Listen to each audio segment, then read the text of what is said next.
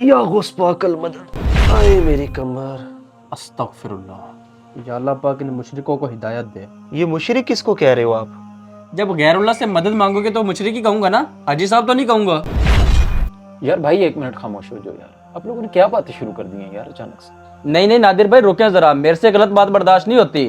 اگر میرے سامنے کوئی شرکی الفاظ بولے گا تو میں چپ نہیں رہوں گا۔ یار تم نے شرک کی فیکٹری کھولی ہوئی ہے، شرک کا مطلب ہی پتہ ہے کہ کیا ہے؟ اور پتہ ہے اللہ کے سوا کسی غیر اللہ سے مدد مانگنا شرک ہے، کیوں نادر بھائی؟ دیکھیں معاذ بھائی، شرک ہے یا نہیں ہے اس کے اوپر تو ہم بعد میں بات کریں گے، لیکن دیکھیں معاذ بھائی سب سے پہلے تو یہ بات کرنے کا کوئی طریقہ نہیں، اور دانش بھائی آپ بھی ذرا ریلیکس ہو جائیں اور تسلی سے دونوں بھائی میری بات سنیں۔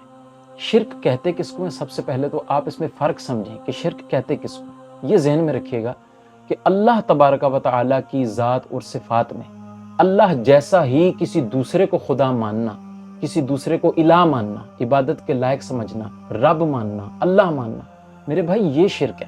ہاں تو میں بھی تو یہی کہہ رہا ہوں، مدد کرنے والا کون ہوتا ہے؟ اللہ تعالیٰ۔ اگر کسی اور سے مدد مانگیں گے تو اس کا مطلب معاذ اللہ اس کو اللہ کے برابر کر رہے ہیں آپ۔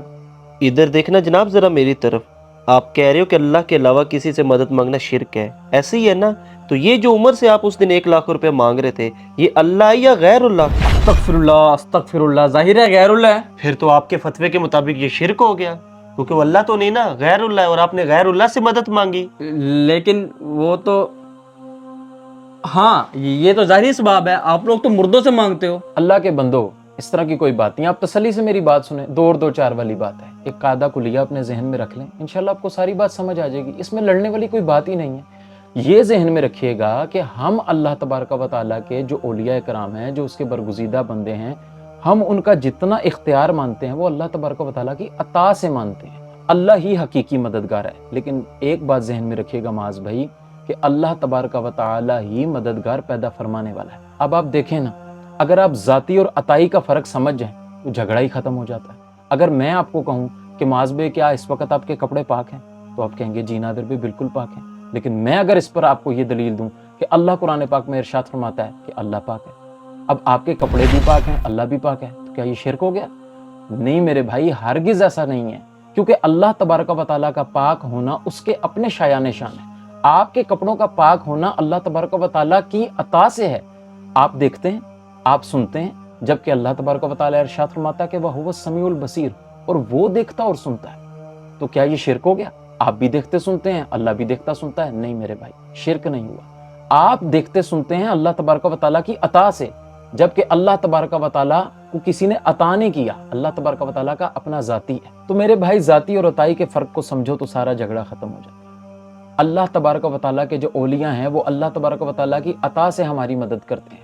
تو رہی بات دنیا سے چلے جانے کی، جس طرح معاذ بھائی نے کہا کہ مردے ہیں، دنیا سے چلے گئے ہیں تو سنتے کیسے ہیں؟ تو میرے بھائی کیا آپ نے وہ بخاری شریف کی حدیث نہیں پڑھی کہ رسول اللہ علیہ السلام نے جب جنگ بدر ختم ہوئی اور کفار کے ساری جو لاشیں تھے وہ اٹھا کے کنویں میں پھینک دیے گئے، اس کے دہانے پہ کھڑے ہو کے حضور علیہ السلام نے جب مردوں سے خطاب کیا، اور وہ مردے مسلمان نہیں تھے، وہ کافر تھے، وہ حضور علیہ السلام کا کلمہ نہیں پڑھتے تھے، وہ اللہ تبارک و تعالیٰ پہ ایمان نہیں لائے تھے۔ جب ان کا قتال ہوا، ان کو ڈال دیا گیا کنویں کے اندر، ایک گڑھے کے اندر، تو اس کے دہانے پہ کھڑے ہو کر رسول اللہ علیہ السلام جب خطاب فرما رہے تھے تو حضرت فاروق اعظم رضی اللہ تعالیٰ عنہ نے حضور علیہ السلام سے عرض کی کہ یا رسول اللہ آپ مردوں سے بات کر رہے ہیں، کیا مردے سنتے ہیں؟ تو رسول اللہ علیہ السلام نے فاروق اعظم رضی اللہ تعالیٰ عنہ سے ارشاد فرمایا کہ ہاں فاروق، یہ تم سے کئی گنا زیادہ سنتے ہیں۔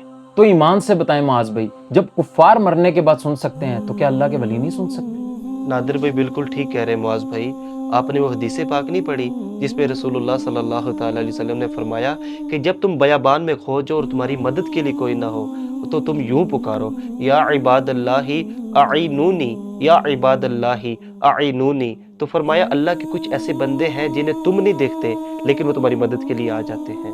تو مجھے یہ بتائے رسول اللہ صلی اللہ تعالی وسلم کیا شرک کی تعلیم دیں گے؟ جی معاذ بھائی، دانش بھی بالکل درست فرما رہے ہیں۔ رہی بات اللہ تبارک و تعالیٰ سے ڈائریکٹ مدد مانگنے کی، تو آپ مانگے نا، آپ کو کس نے منع کیا ڈائریکٹ مدد مانگنے سے؟ ہم بھی اللہ تبارک و تعالیٰ سے ڈائریکٹ مدد مانگتے ہیں، لیکن ہم اللہ تبارک و تعالیٰ کے اولیاء سے مدد مانگنے کو شرک نہیں سمجھتے۔ اگر آپ اللہ تبارک و تعالیٰ سے ڈائریکٹ مانگنا چاہتے ہیں بالکل مانگیں، لیکن معاذ بھائی اللہ تبارک و تعالیٰ کے اولیاء سے اگر آپ مدد مانگنے کو شرک سمجھتے ہیں تو اس کے اوپر آپ کو قرآن و حدیث سے دلیل لانا ہوگی۔ اچھا، نادر بھائی اس کا مطلب سارا مسئلہ ذاتی اور عطائی کا ہے، پھر ہم لوگ ایم ہی آپ لوگوں پہ شرک اور مشرک کی تہمت لگاتے رہتے ہیں۔ جب دینے والا ہی اللہ ہے تو پھر ہمیں کیا اعتراض ہو سکتا ہے؟